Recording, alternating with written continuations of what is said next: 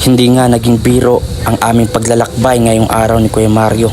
Bukod sa napakalayo ay tumambad din ang mga sira-sirang kalsada katulad nito. Ganun pa man ay nagpatuloy pa rin kami para puntahan at maabot kahit kasulok-sulukan ng kabundukan.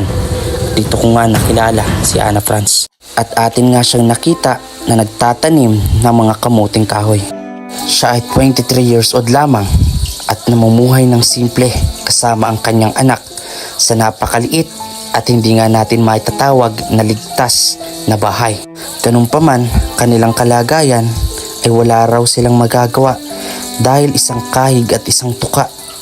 Kaya namumuhay na lamang sila ng simple sa pagtatanim ng mga kamuting kahoy at saging. At ito ang aming din nalaman. Ilang taon na ba kayong ilang taon na ba nagtatrabaho doon ng asawa mo? Stay. Pasok po kayo. Ayan, tara.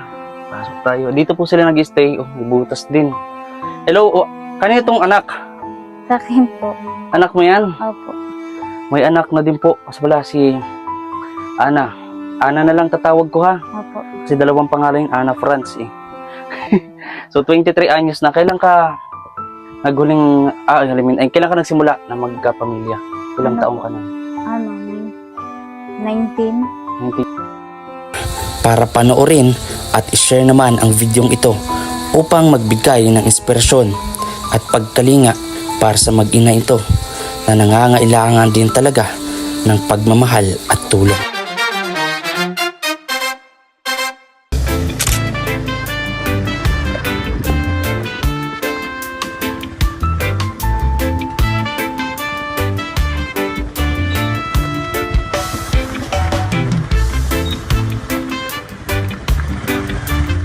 Dahan lang po yan, Mar, ha? Kaya nga, handaan lang. Para tayo nagpapalala. Oh. Ikaw, Mar.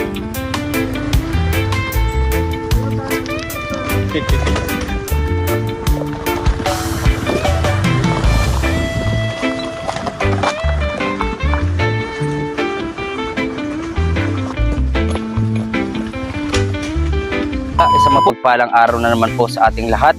At muli, ito po si Regis Kim Official. Sa mga di pa po nakapag-subscribe sa ating YouTube channel, baka pwede po subscribe na. At huwag niyo pong kalimutan i-click yung bell button para updated kayo sa mga susunod po nating vlogs. At syempre, huwag niyo rin po kalimutan na suportahan ang aking pagwapong cameraman ngayon, si Kuya Mario's Vlog. Ayan, support niyo din po ang kanyang YouTube channel. At samahan tayo ni Kuya Franco, ang ating pinagwapong scouter. At sa mga nagtatanong kung bakit lagi siya naka-jacket, lagi po yan, favorite niya pong jacket yan eh. Mahilig po siya sa magsuot-suot ng mga jacket. Meron tayong jacket na bibigay sa kanya kaso nakalagay na sa plastic yun eh. So nakalimutan po natin dalhin. So anyway, maraming salamat po kay Kuya Franco at kung tayong dinala dito para sa mga may scout natin ng siyempre kunting nakayanan natin, kunting grocery at siyempre bigas. So samahan niyo po ako. Tara tayo. Grabe oh. Baka may mga ahas dito, Kuya Franco. Marami talaga dito. Marami? Hala. Kuya Mar. Takot. May mga ahas daw marami. Aso? Ahas. Ay, Ayan. Baka matuklaw tayo dito. Kaya importante sa sunod, meron na tayong bota. Kailangan nakabili tayo ng bota talaga. Siyempre, bibigyan din natin si Kuya Franco para magamit-gamit naman niya sa trabaho kasi ginagawa niyan para gamas. Mamaya niyan, matuklaw rin siya ng ahas. Mahirap na. So, nandito mga kalangga. Dito po, yung mga sukal-sukal na ano. talaga tayo bundok ngayon, ano? Bundok po mga kalangga. Kailangan natin magsipag at maghanap. Kasi kung di tayo maghanap, kailangan pong matulungan, no? At maabot ng ating makakaya. Samahan niyo po kami. Cameraman po natin nga si Kuya Mario. Sa vlog niya na ako naman din ang cameraman. Suportahan. Yun. Salamat po sa mga tayo. At syempre, kanya nga tayo. Ako tayo. Kaya na. So yun. Dito tayo. Padaan na. para tulungan po ang mga pamilya. Ay, po na susunod po ng bundok. So, tuloy lang tayo sa pagbibigay ng pagtulong sa mga kaya. Uy, grabe. Ay, ang galing. So, sa mga pamilya to, sa mga pamilya to. So, yan. Sa mga pamilya subscribe sa ating channel, please subscribe po Business Official. Yan, syempre po yung Maris Vlog. Salamat po sa mga masaya na share at hindi po nag-skip mas. Maraming salamat. So, kaya natin ulit at babalik tayo meron tayong pagtulong.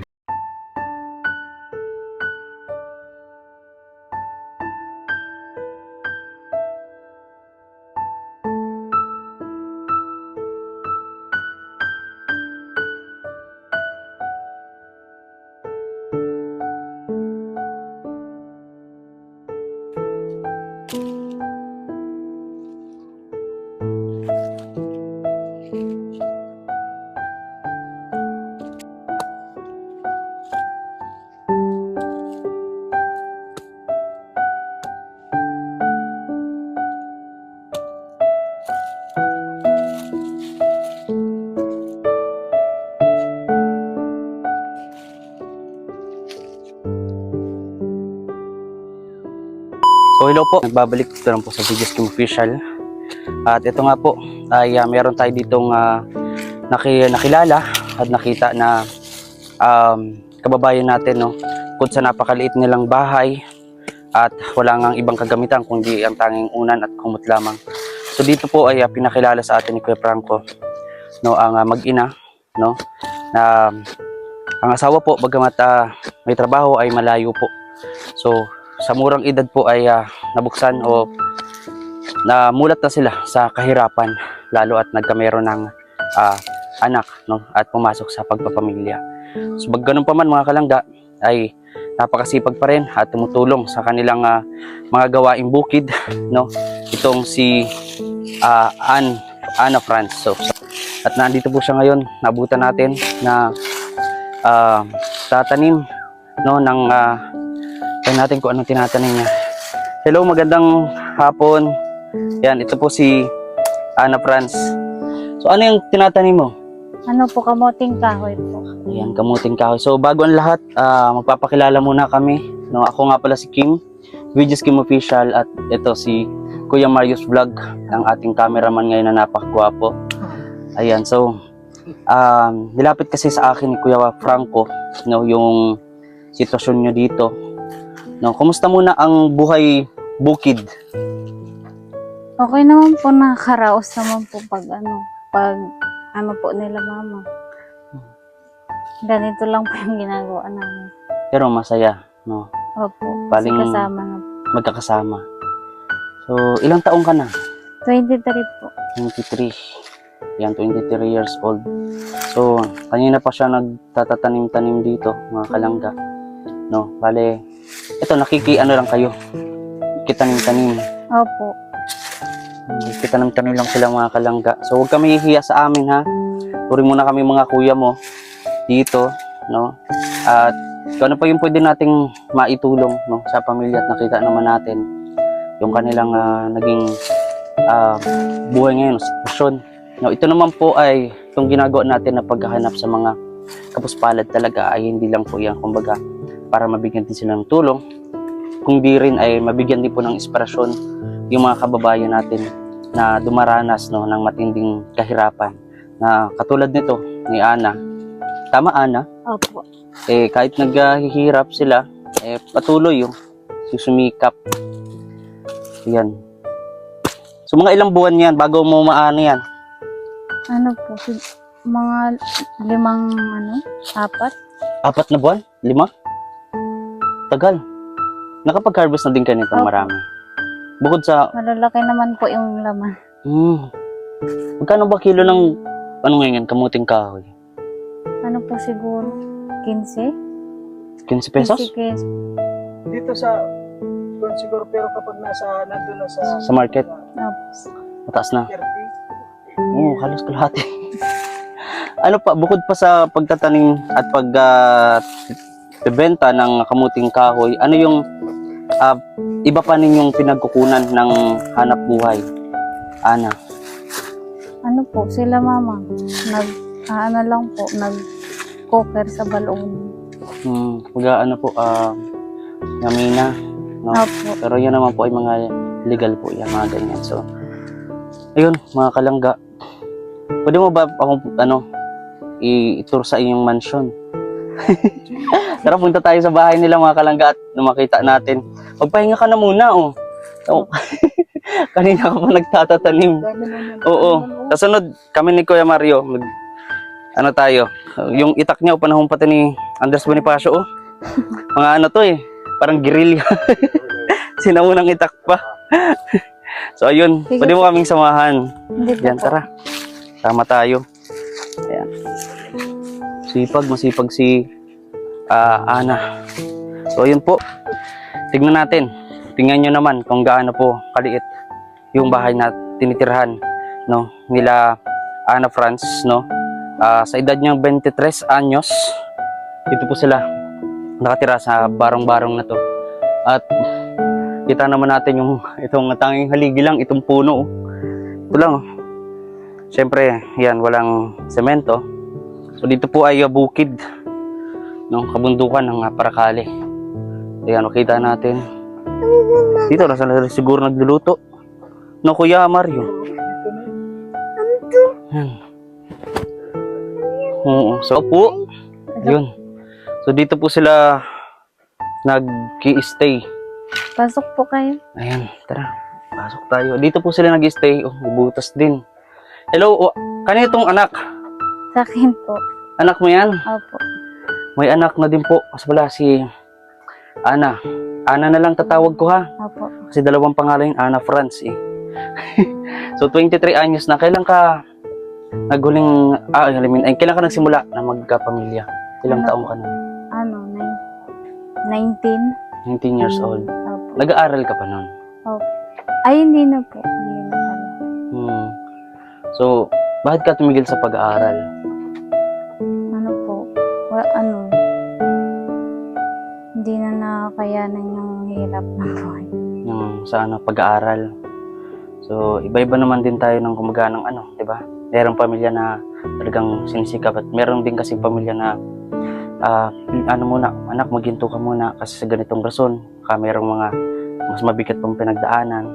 So, hindi pa naman huli ang lahat, no? Ilang taon na tong anak mo?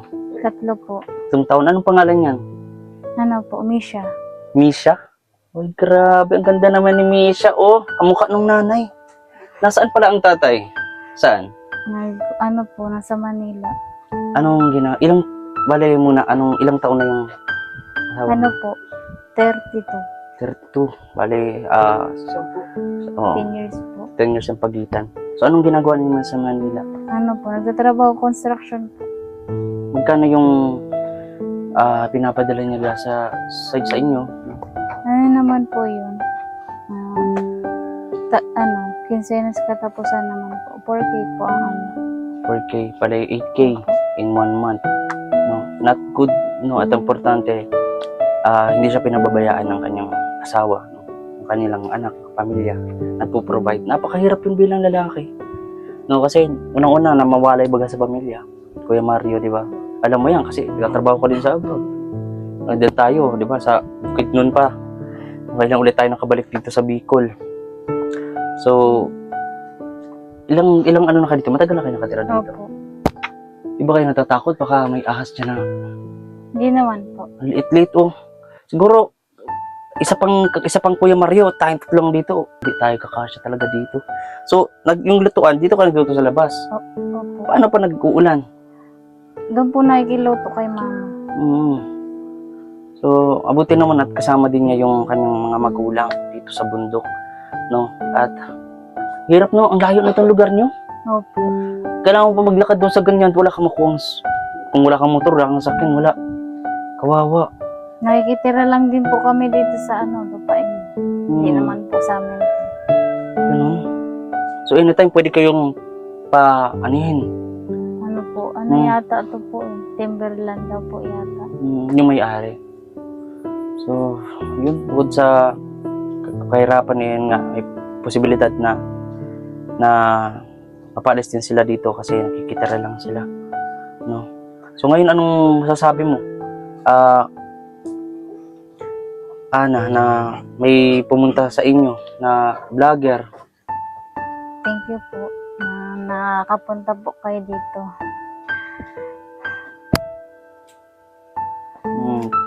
Saka yung pag-aaral eh, makakaya mo pang bumalik doon. Minsan naisip mo din na Opo. bumalik sa pag-aaral. Anong grade ka na nag-stop? Ano po? Grade 11 po. Hindi ko po natapos yung grade 11. Malapit na ulit. Pwede na siya mag-college din, kuya. No? Grade 11, sunod na dun, grade 12. Oo, baga. Kasunod ng ano, Ay, sunod na- college. sunod. Oo. Di ba? Tatawa sa si ano. Ito naman, no, si Bibi. Bibi, nagsasalita ka, Bibi? Hindi daw siya nagsasalita. Parang magkapatid yung dalawa, no? Pero alam mo, ang galing. Mm-mm. Kahit siya na pagod, tingnan mo anong oras na yun, pero na inabutan natin doon na talagang nagtatanim, pero ang puti pa rin niya. Bakit kaya? No, tayo, nangingitim na tayo. Nangingitim na tayo. Ang puti. Ang puti. So, tama yung ginagawa niya. Kasi kung pag may tinanim, may Aniin. kakainin. Yung iba, Yung iba. Mali ka, Kuya Mar. Ayan. Kumusta po ikaw, Bibi? Ang pangalan niyo po ay, ano yan? Matcha? Misha po. Misha. Matcha. Matcha, may dala ako dito, ha? May dala ako ditong kunting grocery. Gusto mo ng biskwit? Misha, ba't ayaw mo ng biskwit? Mahihain po siya. Mahihain. Huwag kang mahihiya, ha? Mabuti kaming tao, hindi kami nangunguha ng bata. Ha? Mabuti kaming tao. Ilang taon na siya? 3 po. 3 years old. Kaya sing edad ng anak ko, si Kimuel. Ayan po, may dala tayo ditong pagbasensyahan nyo na, Ana, no? Thank you Itong po. ating munting dala. Meron diyang bigas, at biskwit at kunting grocery, no? Pang ano ninyo, Thank you po. paghahati-hatian. So matagal pa naman ngayon mag-harvest at matagal pa yung ano ba, Kuya Mar, yung siyempre pagka nag-harvest, di matagal pang buwan. So kakatapos niya lang din mag-harvest. Opo. Nakailang sako kayo? Ano po, ano lang po yun? Mga isang sako lang. Isang sako lang. Magkano kinita ng isang sako na yun? Bakit Sila naiiyak mama, ka? sila mama po ang nagbibenta nun. Hindi ko po alam kung ilang kilo Ilang yun. Kilo. Pero konti lang yun pag Opo. isang buwan yung ternabaho tapos ganoon lang. Bakit ba't naiiyak ka? Totoo po. Natutuwa ka Opo. na may pumunta dito. Opo. Napupunta ba kayo din ba kayo ng mga sa gobyerno, ganyan, may iba na din pa pumunta dito Wala para po. Kayo Wala. lang po. Kayo pa lang po. Ba't ka naiiyak? Sige lang, labas mo lang ang nasa dibdib mo ba? No? I'm sure naman marami makakapanood nitong video ito. At hindi pa siya nag-aaral, no? Kasi 3 Hindi years pa old. po. Oh, pero next year pwede na siya. Ano yung pangarap mo sa pamilya mo, lalo sa anak mo? Magkaroon ng sariling bahay at lupa. Tapos, magkasama na kaming pamilya. Ilang taon na ba nagtatrabaho doon ng asawa mo? 3 years na po. Magdi 3 years ngayong January. Pero mauwi-uwi naman siya, Opo. lalo kapag Kapasko. Hindi na rin, yan ang maganda kasi hindi nakakalimutan yung pamilya. No? So, anong masasabi mo sa mga makapanood ng video ito? No, mali natin merong mga mabubuting puso. Alam ko meron po, no, mabuting puso na makakapanood at makakapagtulong dito sa sitwasyon po ng mag-ina, no, ni Franz at ng kanyang anak na si Misha. Tama ba? Opo. Misha. So, maraming salamat po agad, no, sa mga makapagpatid ng tulong. At bago ang lahat, tatanong muna natin kasi bukod sa bahay katulad nito, hindi pa natin sigurado kung di nga ligtas kapag meron naman ulit ng bagyo kasi sa Cam Norte po halos daanan talaga po ito ng mga malalakas na bagyo. So may posibilidad na kung di sila paalisin na may-ari ng lupang ito, mawala naman sila ng bahay dahil sa bagyo. So ayun, di man natin maipangako sa ngayon yung magkameron sila ng bahay. Ang mga pwede lang natin magawa sa kanila ay mahatira ng lalo ng mga pagkain, mga bigas, at syempre gamit, no, na kasi walang unan. Meron naman dito, anong pinasapin nyo dito? Yung ano po nila mama, naghihiram po doon ng ano. Minsan dito po sa duyan. Sa duyan? Parang hindi ko kaya magkadit sa duyan na to. Pagkakamot ako iikot pa ako Parang hirap, ang init dito Yan. Meron naman pong ano, Merong, clip. ay, meron. Ang cute-cute ang liit Kuya Mar. Pang baby liit-liit. So, bukod sa sa ibang pagtatanim ng mga pananim nila dito, doon ng kamuting kahoy, sa Bisaya nga ay balanghoy, wala nang ibang na pinagkukunan ng source ang pamilya. No, at ano yung madalas yung kinakain na lang? Kayong mag-ina, pagka walang-wala talaga, di kayo naka-harvest. Ano po, ano lang po kanila mama. Nangihiram ng bigas. Pag meron po sila mama. Hihiram din. So, mabuti kasama niya yung kanyang mga magulang, kuya. Sabi ko lang, doon tayo sa labas dahil sigip na tayo dito. Oo nga, baka nainitan din yung bata. Yan tingnan niyo po, ganyan na si Kuya Man. Grabe ka, Kuya Man. Salamat, nanay. Yan, napaganda ni nanay Porsilan. Yan, mga kalangga, maraming po salamat sa inyong panonood. Salamat kay Kuya Franco na pagsama sa atin. Salamat. Yan.